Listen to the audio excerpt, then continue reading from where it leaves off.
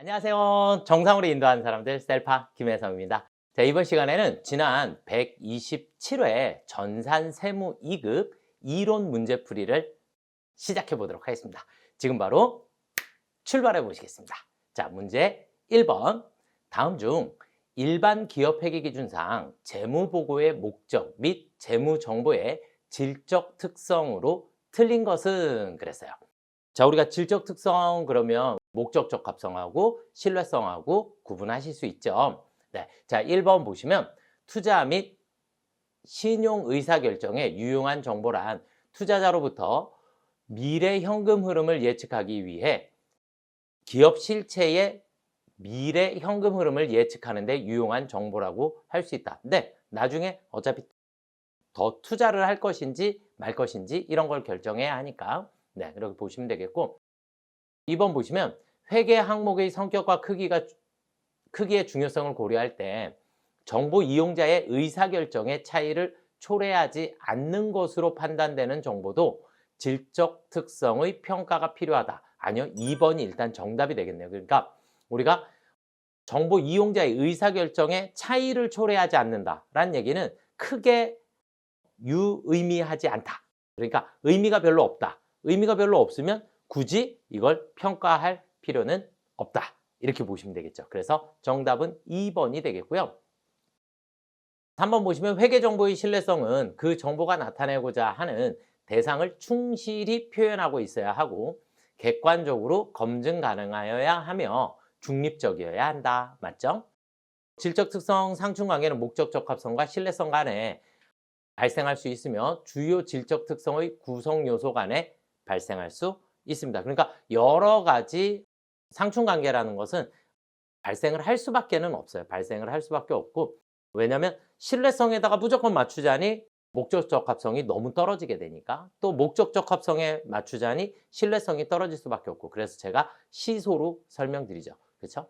그래서 정답은 2번이 되겠습니다. 자, 문제 2번 보시도록 하겠습니다. 다음 중 재고자산에 대한 설명으로 옳지 않은 것은 선적지 인도 조건으로 판매한 운송 중인 미착품은 판매자의 재고자산에 포함되지 않는다 그랬어요. 자, 우리 문제 2번은 우리가 선적지 인도 조건이라는 게 있고 도착지 인도 조건이라고 하는 게 있죠. 그렇죠? 그래서 선적지 인도 조건 그리고 도착지 인도 조건, 이렇게 둘로 나눠 보시면 되겠고, 배를 타고 운송 중이다 라고 보시면 되겠고, 선적지는 선적지에서 소유권이 넘어가요. 소유권이 넘어간다는 얘기는 판매자에서 구매자로 바뀐다. 그러니까 이 운송 중인 물품은 선적지 인도 조건인 경우에는 누구 거다? 구매자의 재고자산이 된다. 이렇게 보시면 되겠고, 도착지 인도 조건은 도착을 해야 소유권이 넘어가더라. 그러니까 아직 운송 중인 건 도착을 하지 않았기 때문에 아직 판매자의 재고자산이 됩니다. 판매자의 재고자산이 된다. 그래서 판매한 운송 중인 미착품은 판매자의 재고자산에 포함되지 않는다. 포함되지 않겠죠. 소유권이 넘어가 버렸으니까. 구매자에게 소유권이 넘어갔습니다. 자, 위탁 판매를 위해 수탁자가 보관 중인 상품은 수탁자의 재고자산에 포함되지 않는다. 그러니까 위탁 판매의 물품은 무조건 위탁자의 재고자산이 되고, 수탁자는 수수료만 받는 사람이에요. 그러니까 소유권 자체는 없다. 무조건. 팔든 안 팔든 상관없이 수탁자는 무조건 소유권이 없다. 이렇게 보시면 되겠고, 반품률을 합리적으로 추정 가능한 경우에는 인도 시점에 판매자의 재고자산에 포함되지 않는다. 그러니까 인도를 하면 매출한 것으로 본다. 그러니까 반품률을 합리적으로 추정할 수 없는 경우에는, 추정할 수 없다라고 하면 이게 반품이 될지 안 될지를 모르는 상태가 되니까 아직 내 거다라고 봐요. 그런데 합리적으로 추정이 가능하다라는 얘기는 몇 프로 정도가 우리 반품이 될 거야. 그럼 일단은 매출은 매출로 봐. 이렇게 보셔야지 돼요. 그래서 3번도 맞는 표현이 되겠고요. 시용 상품은 판매자가 소비자에게 인도하는 경우 인도 시점에 판매자의 재고자산에 포함되지 않는다 그랬는데, 우리 시용 판매는 암기하셨나요? 시용 판매는 언제? 구매 의사 표시를 해야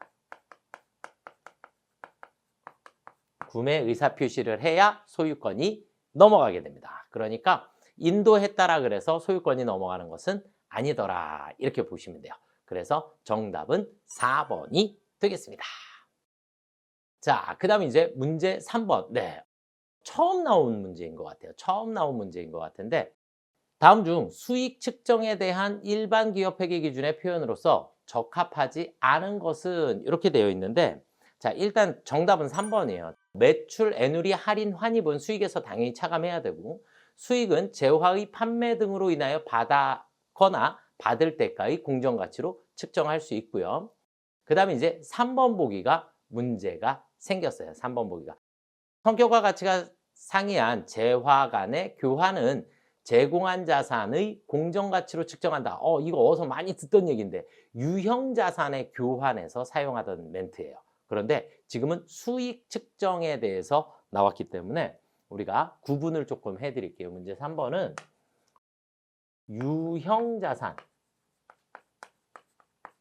유형자산의 거래에서 동종자산 간의 교환이 있고 이종자산 간의 교환이 있어요. 여기서 이종자산 간의 교환은 제공한 자산의 공정가치가 맞습니다. 공정가치가 맞고, 지금 수익 측정에 관한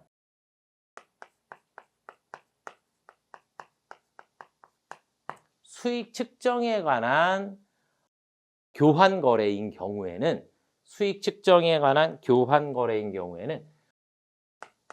제공받은 자산의 공정가치로 측정을 하게 됩니다. 이 두 가지의 차이점은, 유형자산은 뭐가 목적이에요? 사용이 목적인 거고, 지금 여기서 우리가 수익 측정이다라고 하는 것은 판매를 목적으로 했을 때의 경우를 우리가 수익 측정이다라고 얘기를 해요.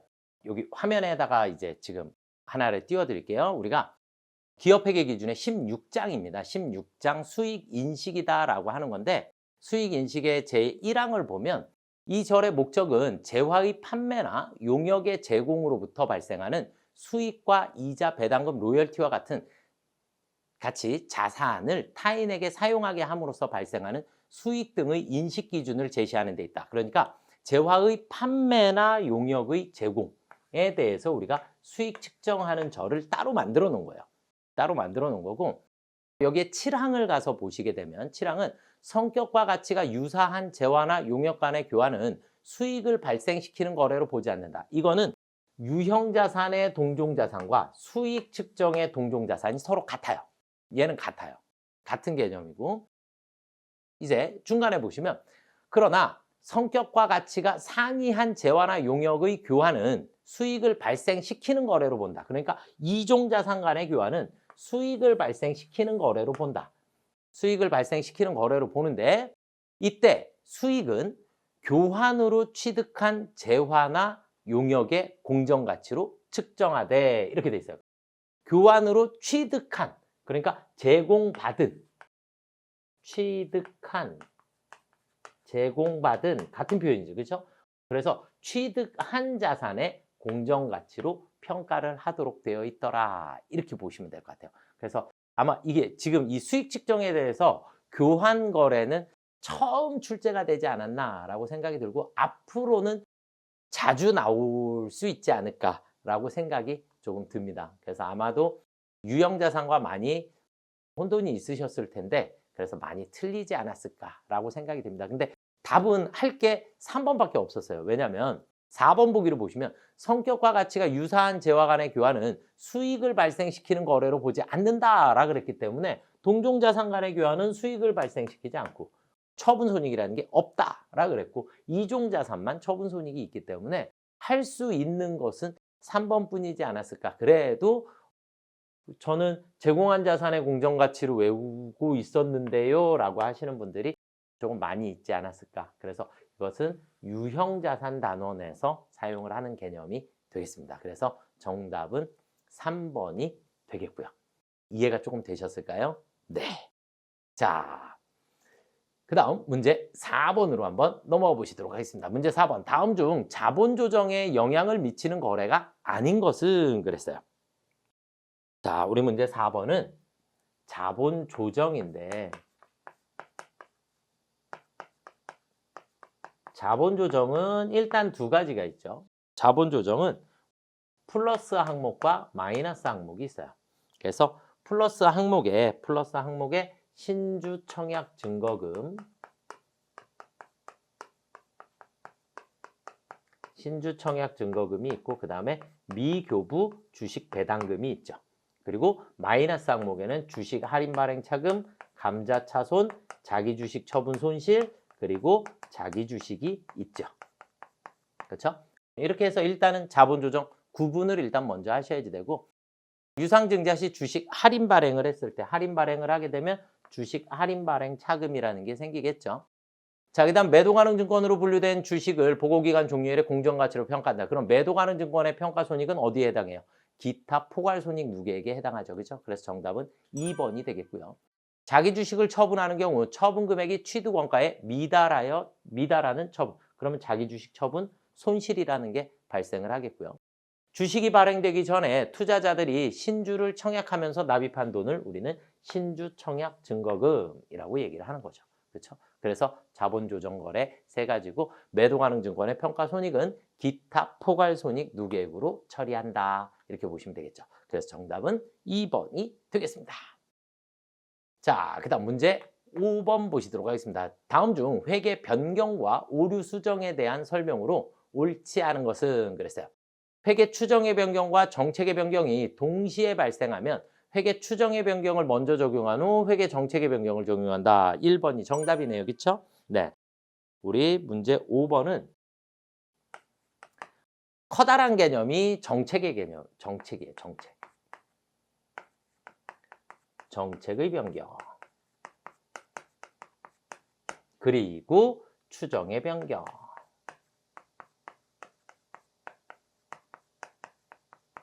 이렇게 둘로 나눠지게 되는 거고, 정책의 변경은 법이 바뀌는 겁니다.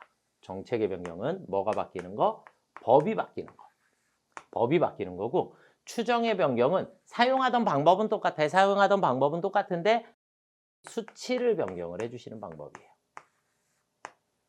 그러니까 두 개가 동시에 발생을 하게 되면 1순위 뭐부터 해야 되겠어요? 당연히 법부터 먼저 적용을 해주고 그 다음에 수치 데이터를 적용을 해줘야겠죠.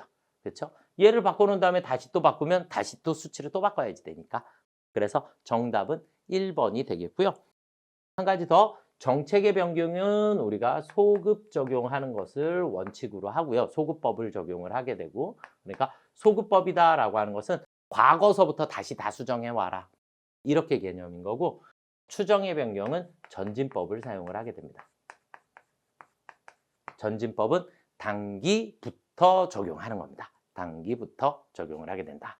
그래서 자, 2번 보기 보시면 회계 추정의 변경은 전진적으로 처리하며 그 효과를 단기와 단기 이후의 기간에 반영한다. 그러니까 단기부터 적용한다. 전진법은 언제부터? 단기부터 적용한다. 이렇게 알아두시면 될 것 같고요. 변경된 새로운 정책은 소급하여 적용한다. 소급법을 적용하도록 되어 있고요. 단기에 발견한 전기 이전 기간에 발생한 중대한 오류의 수정은 자산부채 자본의 기초금액에 반영한다. 기초, 그러니까 전년도에서 넘어온 거죠. 중대한 오류는 그래서 자본 항목으로 처리하도록 되어 있고요. 우리가 전기 오류 수정 손익,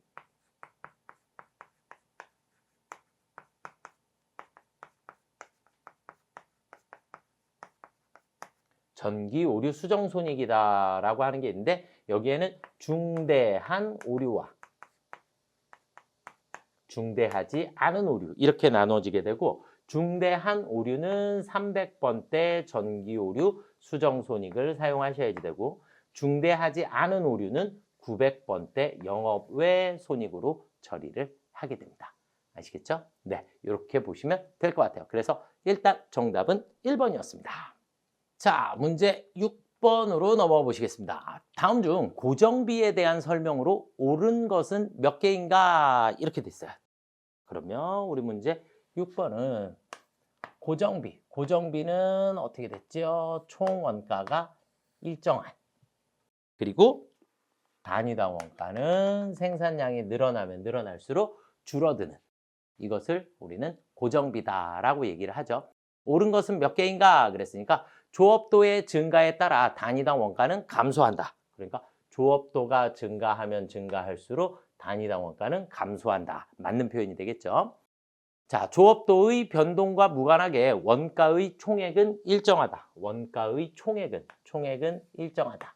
변함이 없더라. 맞는 표현이 되겠고요. 자, 전력비는 고정원가에 해당한다? 아니요. 전력비는 뭐가 존재한다? 기본요금이 존재하기 때문에 기본요금이 존재하는 준변동비에 해당합니다.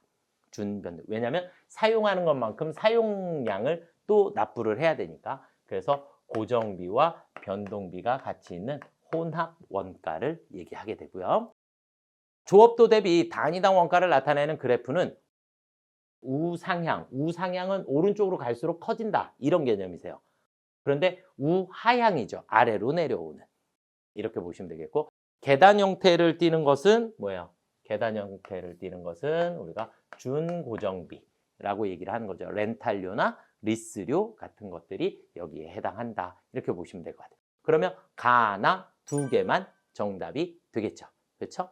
네, 그래서 2번이 정답이 되겠습니다. 자, 문제 7번. 제가 이전 기출 문제에서도 엄청 많이 풀어드렸고, 이건 제가 그냥 아주 쉽게 설명을 드리는데 생각보다 이 문제를 틀리신 분들이 너무 많더라고요. 그래서 이 문제는 너무 쉬워요. 자, 26년 전자제품 제조에 사용한 원재료는 100만 원이다. 2026년 말 원재료 재고액이 25년 말 원재료 재고액보다 20만 원이 적다면 26년 원재료 매입액은 얼마인가? 그랬어요. 자, 그냥 우리는 T자 계정을 하나 그리시고 지금 기초가 얼마인지 기말이 얼마인지가 안 나온 상태예요.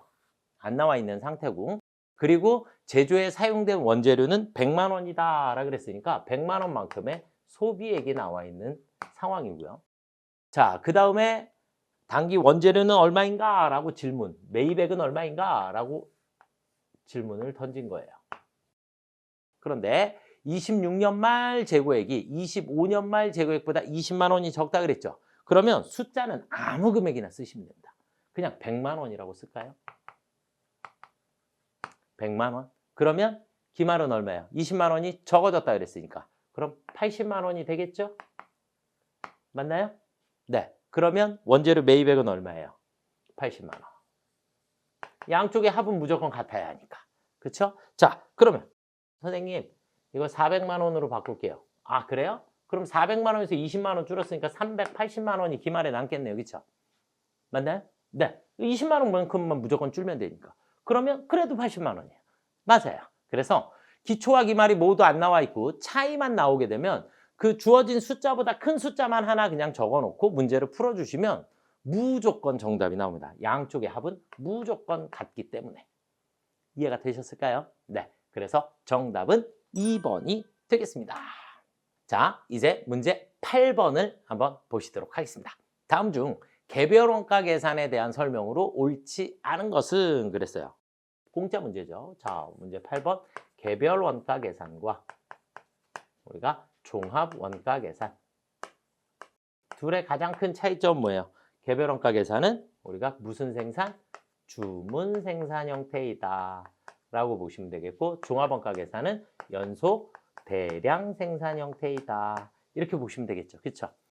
그래서 건설, 조선, 항공기, 기계 제작 이런 것들이 개별 원가의 대표적인 건데, 자, 1번 건설업, 조선업 등 고객의 요구에 따라 대량 연속 생산에 적합한 대량 생산은 뭐에 해당한다? 종합 원가에 해당한다. 네, 그래서 1번이 정답이 되겠고요. 정상 개별 원가 계산의 제조간접비는 회계년도 사전에 결정된 제조간접비 예정 배부율을 이용하여 예정 배부액을 제품에 배부하는 방법이다. 그러니까 정상 개별 원가 계산을 우리가 예정 원가 계산이다라고 얘기를 하게 됩니다. 제품의 종류나 규격이 다양하여 주문 또는 작업 단위별로 원가를 집계를 하게 되고요. 작업 원가표를 이용하여 원가 계산을 하게 됩니다. 제품별로 모두 다 분리해서 원가 계산을 하게 된다. 그래서 복잡한 구조를 가지고 있다. 이렇게 보시면 돼요. 그래서 정답은 1번이었습니다. 자, 그 다음 문제 9번도 또 계산을 못하신 분들이 또 꽤 많으신가 봐요. 어려웠었나 봐요. 자, 주식회사 A는 종합원가 계산에 따라 물량 흐름을 계산하고 있다. 다음 자료를 이용하여 평균법에 의한 기말 제공품의 가공비 완성도를 계산하면 얼마인가 그랬어요. 자, 일단 문제 9번을 풀기 위해선 문제 9번은 완성품 환산량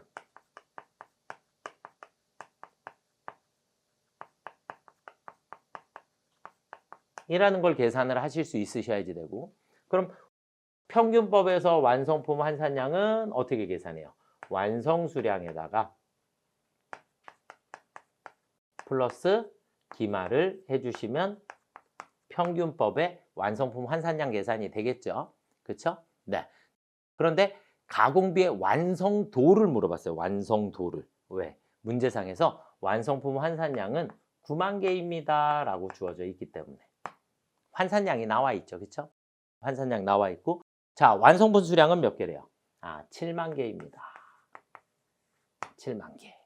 이것도 문제상에서 주어져 있고, 그러면 기말의 퍼센트를 가공비니까 기말의 퍼센트를 곱한 금액이 무조건 2만 개가 나와야겠네요. 그렇죠? 맞나요? 네. 2만 개가 나와야 9만 개가 될 거니까. 이해되시죠? 네. 자, 그러면 우리는 T자를 하나 그려서 기초 제공품 수량이 몇 개예요? 2만 개. 그리고 단기 착수 수량은 10만 개. 그리고 완성품 수량이 7만 개. 그러면 5만 개의 기말 제공품 수량을 계산하실 수 있죠. 그럼 5만 개가 몇 개로 바뀌었다? 2만 개로 바뀌었으니까 40%인가요? 그렇죠? 네, 40%의 조업도를 가지고 있습니다. 2만 나누기 5만 곱하기 100 해주시면 되겠죠. 그렇죠? 퍼센트 계산해야 되니까. 그래서 40%가 정답이 되겠습니다. 이해가 되셨죠? 어려울까요? 조금만 이해하시면 아주 쉽게 푸실 수 있는 그런 문제이지 않을까라고 생각을 합니다. 자, 그 다음 문제 10번으로 넘어가 보시겠습니다.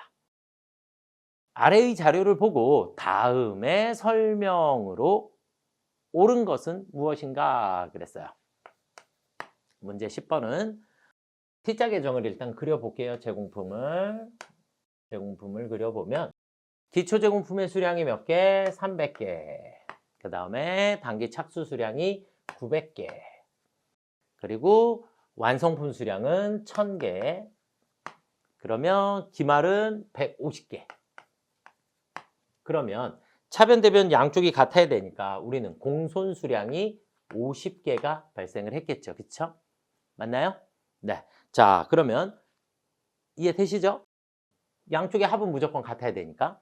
자, 그러면 공손 수량은 단기 완성품의 7%이다. 그럼 완성품의 7%를 계산하면 70개여야 되잖아요. 그렇죠? 틀렸구나. 그렇죠?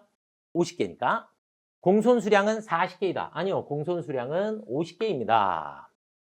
정상 공손 수량이 완성품의 2%인 경우, 그러면 완성품의 2%가 정상 공손이다. 그러면 20개가 정상 공손이 되고 비정상 공손이 30개가 되겠죠. 50개니까. 맞나요? 네, 그래서 비정상 공손 수량은 20개이다. 그랬으니까 이것도 틀렸네요. 그렇죠? 정상 공손 수량이 완성품의 3%인 경우 그랬어요. 그러면 완성품의 3%다라고 하게 되면 30개가 정상 공손이 되겠죠. 그렇죠? 그러면 비정상 공손은 20개가 되니까 정상 공손 수량이 비정상 공손 수량보다 많다. 정답이 되겠죠. 그렇죠? 네, 그래서 4번이 정답이 되겠습니다. 자, 그 다음 문제 11번 보도록 하겠습니다. 다음 중 부가세법상 사업자 등록 정정 사유가 아닌 것은 그랬어요. 사업자 등록의 정정은 바뀌었을 때 정정을 하는 거죠. 그래서 상호가 변경됐을 때 그럼 상호를 변경해야 되고, 사업장을 이전했을 때는 주소 변경을 해야 될 거고, 증여로 인하여 사업자의 명의가 변경됐을 때, 자, 우리 11번은요.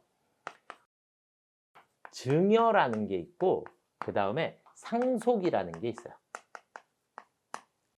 증여는 살아계실 때 넘겨주는 걸 증여라고 얘기를 하게 되는데, 이 증여는 넘겨주는 사람은, 한 사람은 폐업을 해야 하고 또 한 사람은 개업을 해야 해요. 그러니까 증여는 신규로 사업을 개시한다라고 보셔야지 되는 부분이 되겠고, 상속은 돌아가셔서 물려받게 되는 경우가 상속에 해당하고, 상속은 명의 변경이 가능합니다.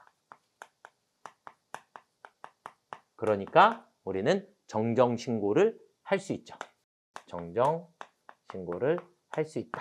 이렇게 보시면 돼요. 그래서 상속과 증여의 구분을 여러분들이 하실 수 있으시면 되겠다라고 보시면 될 것 같아요. 그래서 3번이 정답이 되겠고요. 법인의 대표자를 변경할 때는 당연히 대표자 변경했다라고 정정신고를 해 주셔야 합니다. 아시겠죠? 자, 그 다음 12번 보시도록 하겠습니다. 12번. 아래의 세금계산서 발급에 대한 상황별 수정세금계산서의 발급 방법으로 옳지 않은 것은 그랬는데, 수정세금계산서 여기다 띄워드릴게요. 캡처하셔서 다 암기하셔야 합니다. 그래서 수정세금계산 발급 사유에, 그 다음에 발급 일자에, 그 다음에 몇 매를 발행해야 하는지까지 모두 다 암기를 해주시면 좋을 것 같고요. 자, 세금계산서 발급 내역은 일단 1월 28일 날 거래가 있었네요. 그렇죠? 그래서 12번은 26년 1월 28일 날 정상 거래가 있었습니다. 그렇죠? 여기서 정상 거래가 있었고, 첫 번째, 3월 1일 계약의 해제된 경우 작성 일자는 3월 1일로 하고, 맞죠? 그래서 계약의 해제는 해제 사유 발생일, 그래서 3월 1일 날로 하고, 당초의 세금계산서를 비고란에다가 입력을 해주시면 됩니다. 그래서 음의 숫자로 발급을 해주시면 되겠죠.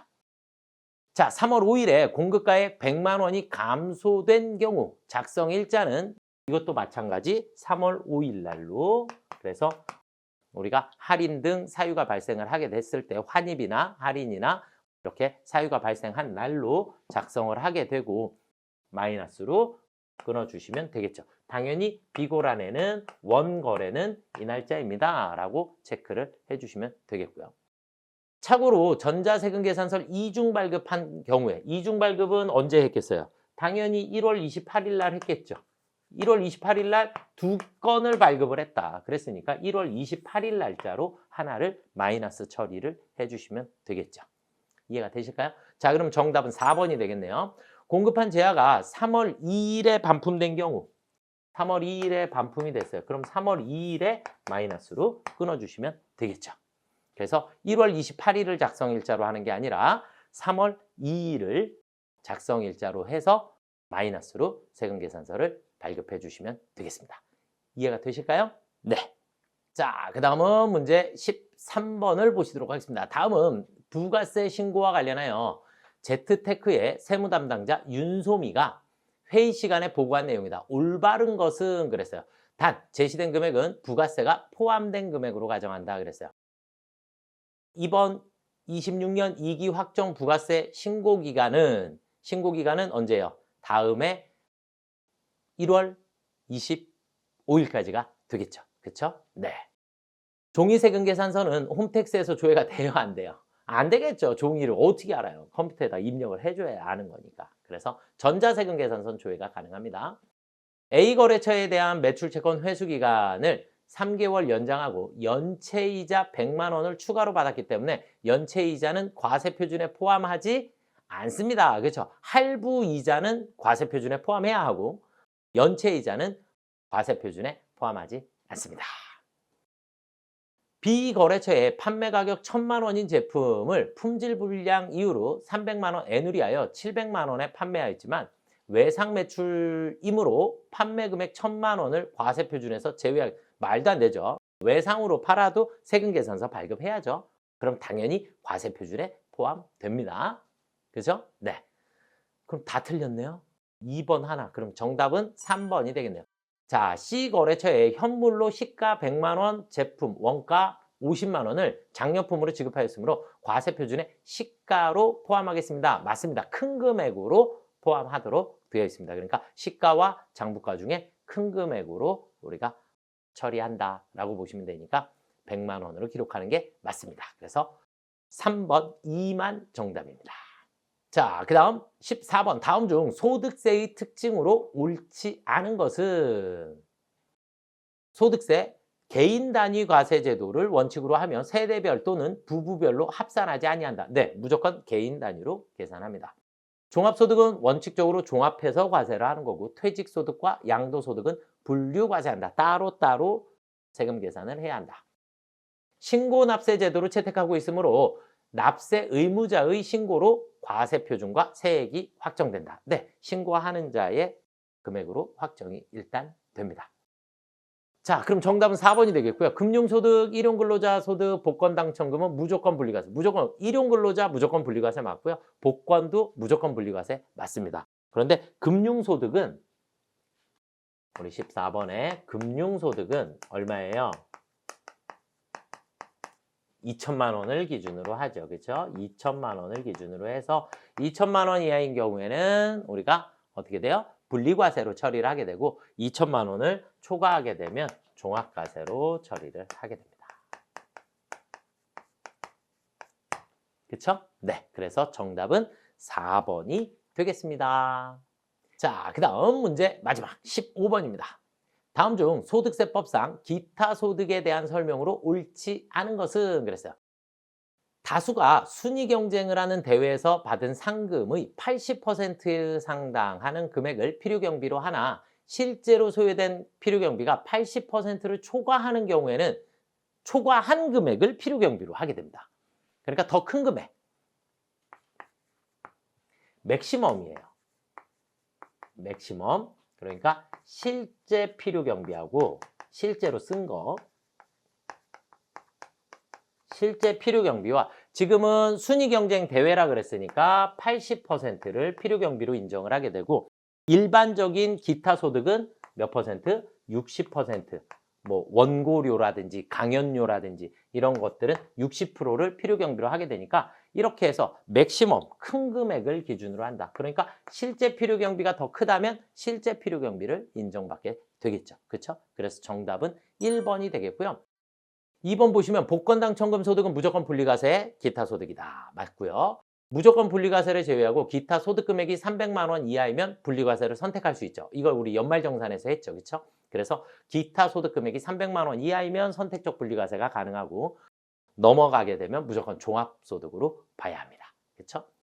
자, 고용관계 없이 다수에게 일시적인 강연을 하고 강연료 12만 5천 원을 받았다면 소득세를 원천징수하지 않는다. 네.